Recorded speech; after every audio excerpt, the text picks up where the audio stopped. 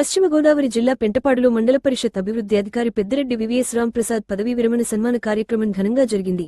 ఈ కార్యక్రమానికి ముఖ్య అతిథిగా హాజరైన ఎమ్మెల్యే, రాష్ట్ర ప్రభుత్వ విప్ బొలిశెట్టి శ్రీనివాస్ మాట్లాడుతూ, ప్రభుత్వ లక్ష్యాల సాధనలో అధికారుల పాత్ర కీలకమని, రాంప్రసాద్ వంటి నిబద్ధత కలిగిన అధికారులను ప్రతి ప్రభుత్వ ఉద్యోగి ఆదర్శంగా తీసుకోవాలని అన్నారు.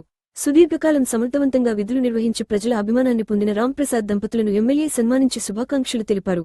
ఈ కార్యక్రమంలో ప్రజాప్రతినిధులు, ప్రభుత్వ అధికారులు, మాజీ సర్పంచులు, ఎంపీటీసీలు, కూటమి నాయకులు పాల్గొన్నారు.